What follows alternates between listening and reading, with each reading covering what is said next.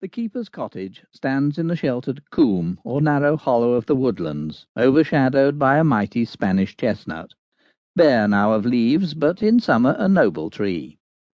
The ash wood covers the slope at the rear. On one side is a garden, and on the other a long strip of meadow with elms. In front, and somewhat lower, a streamlet winds fringing the sward, and across it the fir plantations begin, their dark sombre foliage hanging over the water. A dead willow trunk, thrown from bank to bank, forms a rude bridge. The tree, not even squared, gives little surface for the foot, and in frosty weather a slip is easy.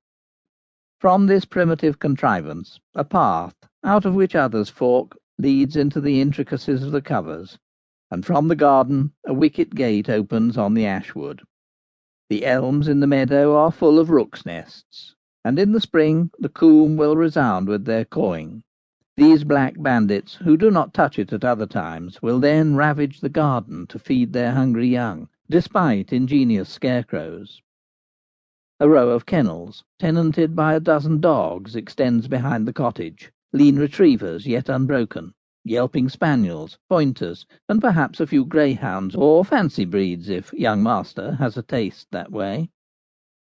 Behind the kennels is a shed, ornamented with rows upon rows of dead and dried vermin, furred and feathered, impaled for their misdeeds, and over the door a couple of horseshoes nailed for luck, a superstition yet lingering in the byways of the woods and hills. Within are the ferret hutches, warm and dry, for the ferret is a shivery creature, and likes nothing so well as to nozzle down in a coat pocket with a little hay. Here are spades and billhooks, twine and rabbit nets, traps, and other odds and ends scattered about with the wires and poachers' implements impounded from time to time. In a dark corner there lies a singular-looking piece of mechanism, a relic of the olden times, which, when dragged into the light, turns out to be a man-trap. These terrible engines have long since been disused, being illegal like spring guns, and the rust has gathered thickly on the metal.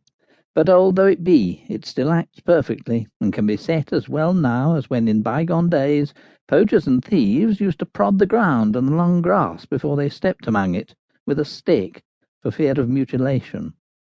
The trap is almost precisely similar to the common rat-trap or gin, still employed to destroy vermin, but greatly exaggerated in size, so that if stood on end it reaches to the waist, or above.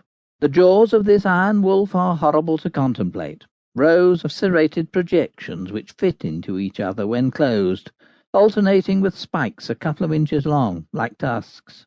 To set the trap, you have to stand on the spring. The weight of a man is about sufficient to press it down, and to avoid danger to the person preparing this little surprise, a band of iron can be pushed forward to hold the spring, while the catch is put into position, and the machine itself is hidden among the bushes, or covered with dead leaves. Now touch the pan with a stout walking stick.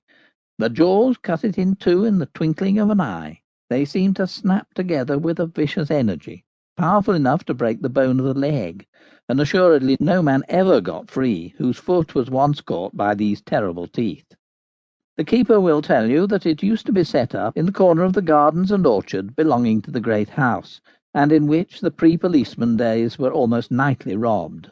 He thinks there were quite as many such traps set in the gardens just outside the towns as ever there were in the woods and preserves of the country proper. He recollects but one old man, a mole-catcher, who actually had experienced in his youth the sensation of being caught. He went lame on one foot, the sinews having been cut or divided.